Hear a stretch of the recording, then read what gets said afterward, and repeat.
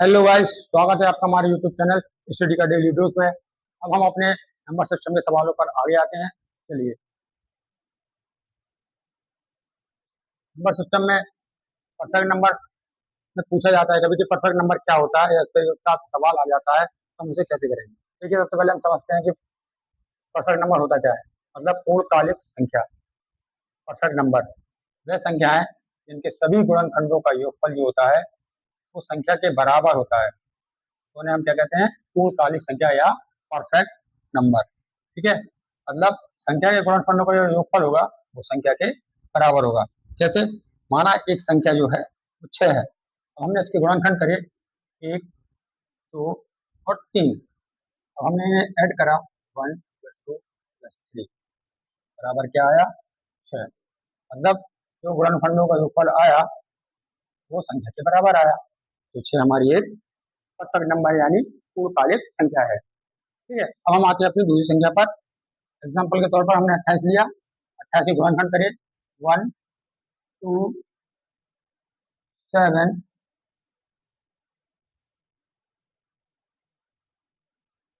4, 14।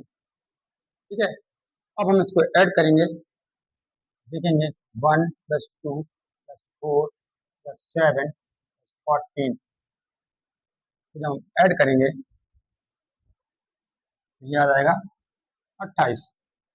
क्या हुआ, गुणनखंडों का जो योगफल आया वो संख्या के बराबर आया, अतः 28 हमारी एक पूर्णकालिक संख्या है यानी परफेक्ट नंबर है। ठीक है गाइस, तो हम आते हैं अपनी नेक्स्ट कंडीशन पर। चलिए गाइस, अब हम आते हैं हम क्वेश्चन पर।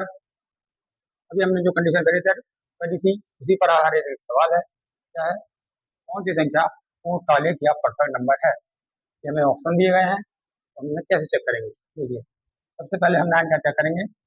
हम 9 का करते हैं गुणनखंड 1, 3। ठीक है, ज्यादा इसके गुणनखंड नहीं होंगे, इसका योग 6 आया जो कि संख्या के बराबर नहीं है, ये हमारी संख्या परफेक्ट नंबर नहीं होगी। अब हम 12 के करते हैं 1, 2, 3, 4, 6। ठीक है, हमने इनको ऐड करा,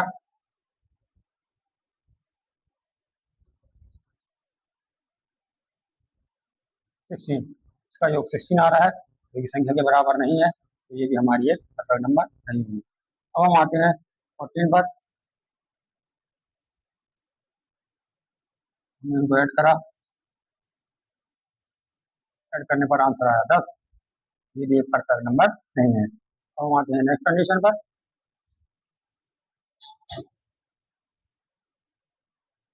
हमने इसको ऐड करा और ऐड करने पर आया 6, क्योंकि क्या है, संख्या के बिल्कुल इक्वल है, तो 6 हमारी एक परफेक्ट नंबर होगी। ठीक है गाइस, समझ में आ गया।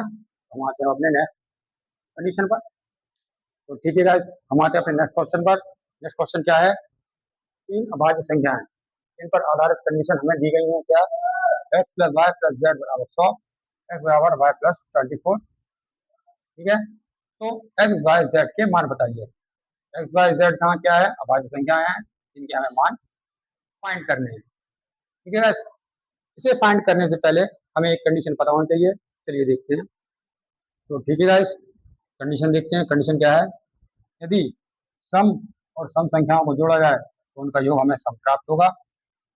विषम और विषम संख्याओं को जोड़ा जाए तब भी हमें सम प्राप्त होगा। इसी प्रकार सम और विषम को जोड़ा जाएगा तो हमें विषम संख्या प्राप्त होगी, और विषम या सम को जोड़ा जाए तब भी हमें विषम संख्या प्राप्त होगी। मतलब एग्जाम्पल समझिए आप। क्या, यदि दो सम संख्या जोड़ी जाए, मैंने माना 2 और 4 दो सम संख्या है, उनको जोड़ा, उनका योग भी एक सम संख्या मुझे प्राप्त हुआ। ठीक है, मैंने एक विषम संख्या ली और एक और ली, मतलब दो विषम संख्या ली, उनको ऐड करा तो इसका योग क्या आया, एक सम संख्या आया। अब मैं एक सम और एक विषम संख्या लूंगा, उसका योग मैंने करा, मुझे एक विषम संख्या प्राप्त हुई। इसी प्रकार मैं पहले एक सम संख्या लूंगा और एक विषम लूंगा, मैंने देखा इसको ऐड करने पर भी मुझे एक सम संख्या प्राप्त हो रही है।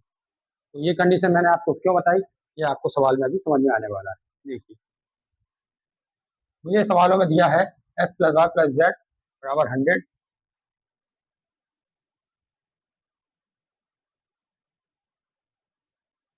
ठीक है, इक्वेशन फर्स्ट है मेरी। और x बराबर मुझे दिया है y+24, मेरी कंडीशन नंबर दूसरी है। ठीक है, क्योंकि मुझे पता है क्या,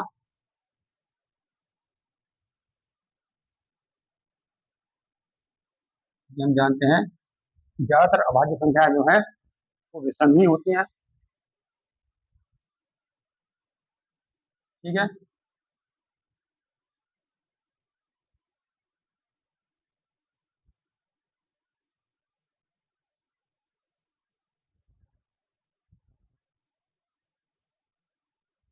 विषम है।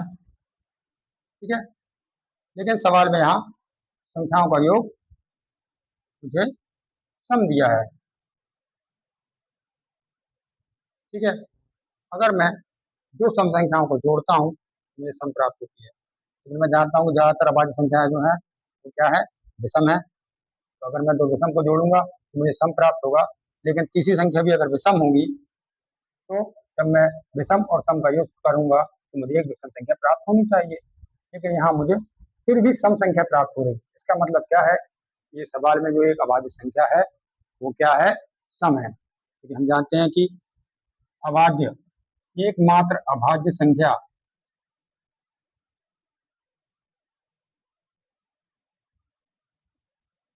संख्या जो कि सम है वह केवल दो होती है। ठीक है, तो मैं यहाँ क्या कर सकता हूँ, मैं यहाँ किसी एक अभाज्य संख्या को दो मान सकता हूँ। मैंने z को दो मान लिया, मुझे ये कंडीशन नंबर तीसरी प्राप्त हो गई। ठीक है, ये मुझे सोचना पड़ेगा, ये सवाल में नहीं दिया होगा, क्योंकि सवाल की यही एक खासियत है कि इस सवाल में जिसे ये पता होगा वो ही इसका मान निकाल पाएगा, अन्यथा इसका मान निकालने में आपको बहुत टाइम लग जाएगा और बहुत सोचना पड़ेगा। ठीक है, तो हम अपने सवाल की सॉल्विंग पर आते हैं, चलिए। ठीक है गाइस, तो मुझे यहाँ से z का मान प्राप्त हो गया है और यहाँ से ये x का मान। इक्वेशन टू व थर्ड से मान इक्वेशन फर्स्ट में रखने पर, ठीक है गाइस, तो मैंने ये मान उठाकर इसमें रखे, तो x का मान मैंने जब इसमें रखूंगा y+24, ठीक है, y को ऐसा ही रखा जाएगा और z की वैल्यू में यहाँ से 2 रखूंगा, बराबर में 100। ठीक है, अब हम इसे सॉल्व करते हैं। ये हो जाएगा 2y+2y इक्वल टू 100 -26। 24 और 2 जोड़ के 26 हो गए, मैं इसे वहां ले गया तो ये माइनस में हो गया। मैं इसे सॉल्व करूंगा,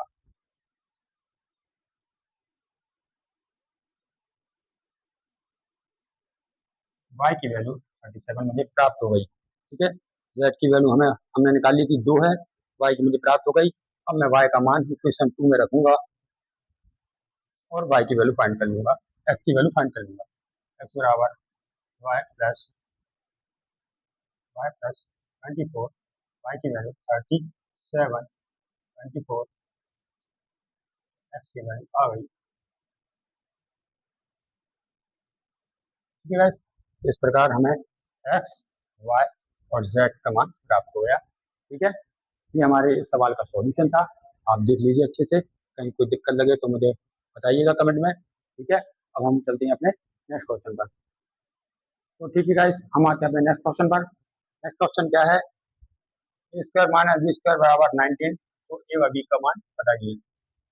क्योंकि हमें पता है ए स्क्वायर माइनस बी स्क्वायर, ए माइनस बी और ए प्लस बी, ये हम बचपन से अपने पढ़ते हुए आ रहे हैं। तो ठीक है, ये मान हम इसमें रखेंगे, तो ए स्क्वायर माइनस बी स्क्वायर बराबर 19, इसको हम तोड़ते हैं तो ए प्लस बी इंटू ए माइनस बी।